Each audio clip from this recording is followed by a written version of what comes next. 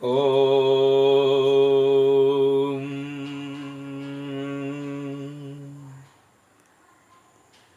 मनिहारी का वेश बनाया, श्याम चूड़ी बेचने आया। मनिहारी का वेश बनाया, श्याम चूड़ी बेचने आया। आज हरितालिका तीज है। हरियाली तीज भारत में मनाई जाती है और हरितालिका या हरितालिका तीज यह नेपाल में मनाई जाती है, जो कि यहाँ आज मनाई जा रही है 21 अगस्त 2020 में हरितालिका तीज। धर्मपत्नियां अपने पति के दीर्घायु की शुभकामना पार ब्रह्म परमेश्वर से कामना करती हैं और जो कुंवारी होती हैं वो ईश्वर से इच्छित वर मांगने का आशीर्वाद लेती हैं, प्राप्त करने का। तो हरियाली तीज की बहुत बहुत सबको हार्दिक शुभकामनाएं। अब इसमें एक कथा है, एक प्रसंग है, तो उधर हम चलते हैं जिसमें ब्रह्मा जी भी आ जाते हैं, जिसमें विष्णु जी भी आ जाते हैं, जिसमें शंकर जी भी आ जाते हैं और हैं तीनों एक। गीता माता में भी कहा है, क्या कहा है? भगवान ने अर्जुन से कहा है, अविभक्तम च भूतेषु विभक्तम इव च स्थितम भूत भर्तृ च तद्येयम ग्रसिष्णु प्रभविष्णु च। है तो वो अविभक्त लेकिन विभक्त होकर के दिखाई दे रहा है, और वो ही ब्रह्मा है, वो ही विष्णु है, वो ही शंकर है। भूत भर्तृ च तद्येयम ग्रसिष्णु प्रभविष्णु च। अध्याय 13 का श्रीमद् भगवद गीता का 16वां श्लोक है। बोलिए श्री वृंदावन बिहारी लाल की जय। तो एक जो कथा है सर्ववेदित है, सबको पता है। वो क्या है? अहिल्या उद्धार। अहल्या उद्धार।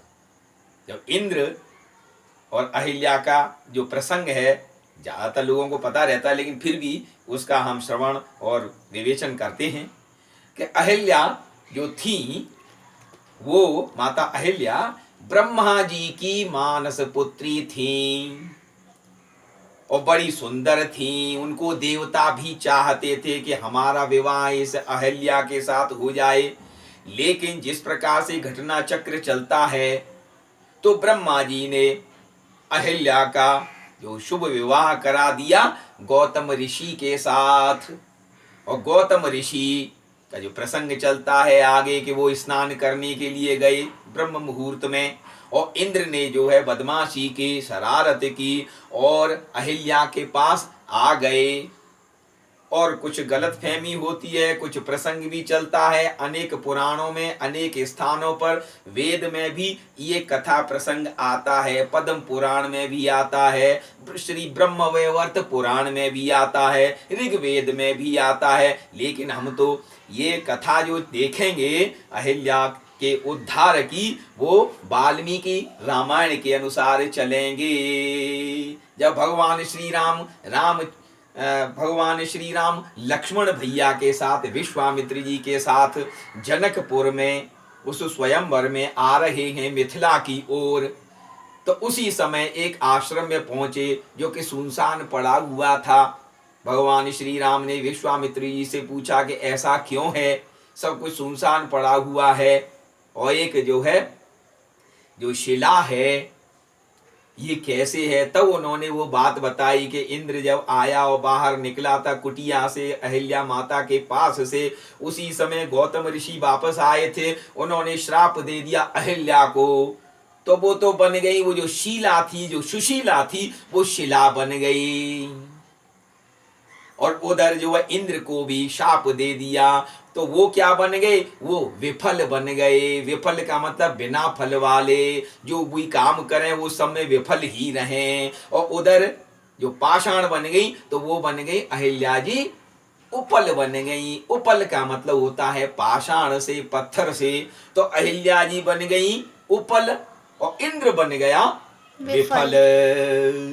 तो अहिल्या जी तो शिला बन गई हैं, आपके उपल बन गई हैं। भगवान राम उधर से आए हैं और दोनों भाइयों ने जब उनको जो है चरण स्पर्श किया है, अहिल्या जी को वाल्मीकि रामायण के अनुसार दोनों ने चरण स्पर्श किए हैं और अहिल्या जी का उद्धार किया है, तब अंत में क्या होता है, अहिल्या जी ने उनकी स्तुति की है, आतिथ्य सत्कार किया है।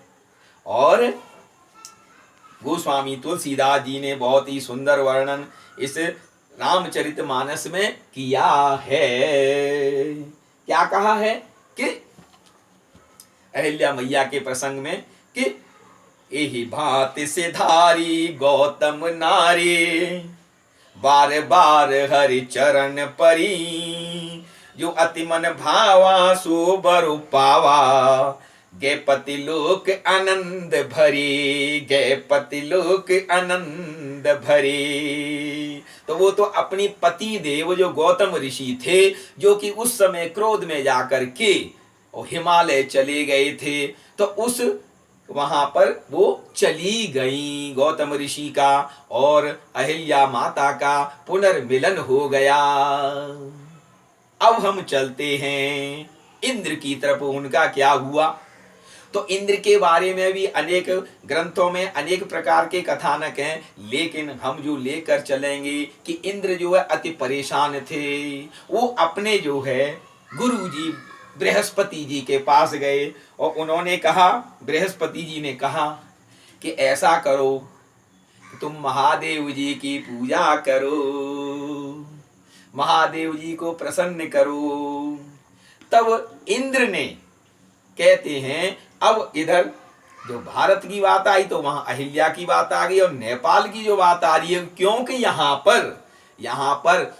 पनौती में, पूर्णमती में, पनौती में, पूर्णवती में, जो कि आपके पनौती कहते हैं, जहाँ नेवारी समुदाय हैं विशेष रूप से, वहां पर इंद्र जी ने महादेव जी की पूजा की, 12 वर्ष तपस्या की, जिसको कि आजकल कहा जाता है इंद्रेश्वर महादेव कहा जाता है। और महादेव जी जब प्रसन्न हो गए तो जैसा गुरु होता है वैसा ही चेला होता है, जैसा भगवान होता है वैसा ही भक्त होता है।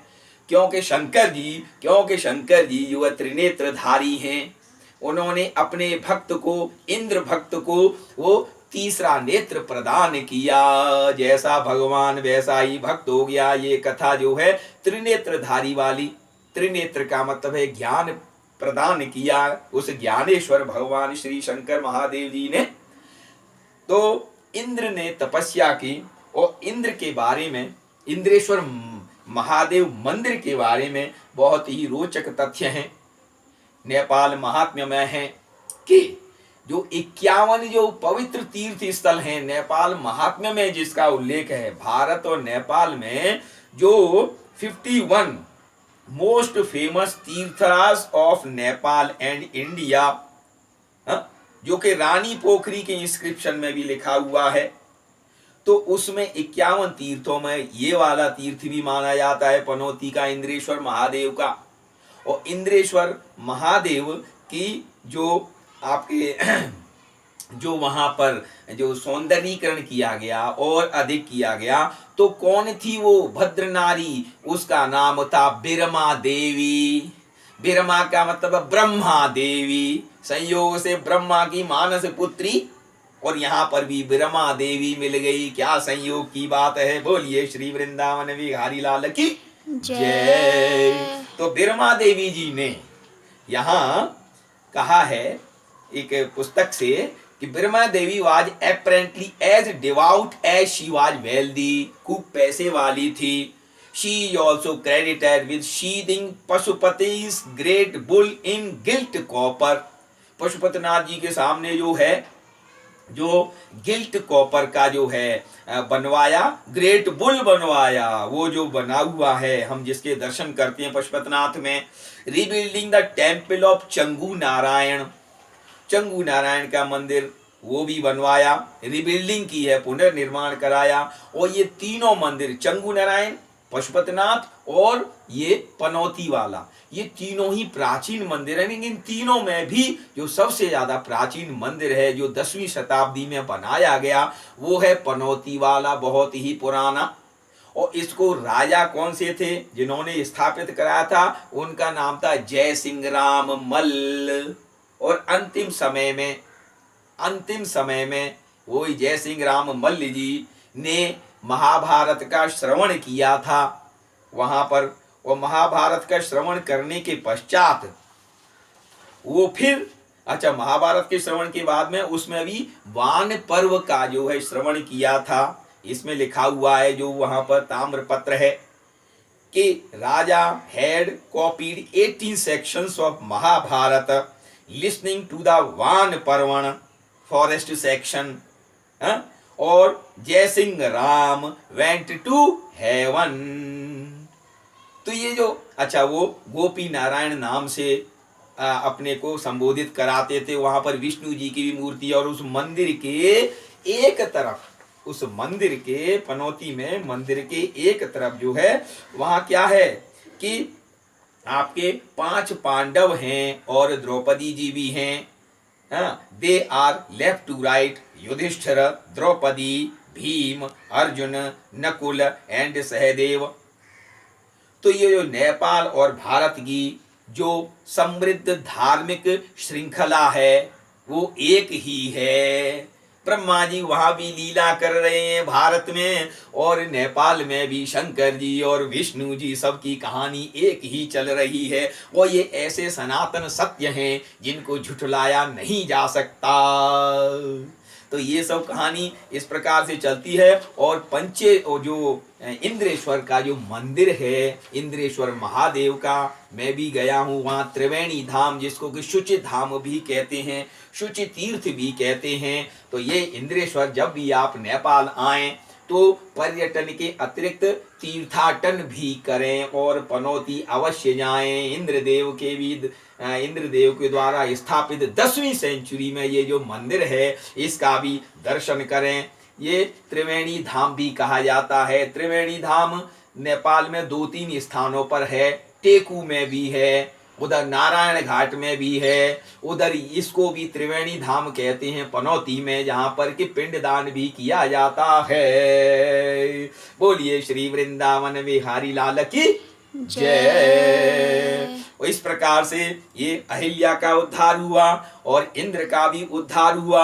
हरितालिका के अवसर पर अहिल्या माता का गौतम ऋषि के साथ पुनर्मिलन हुआ। बोलिए श्री वृंदावन बिहारी लाल की जय। ओम हर हर महादेव, हर हर महादेव। हरितालिका की सबको बधाई हो। जय हो।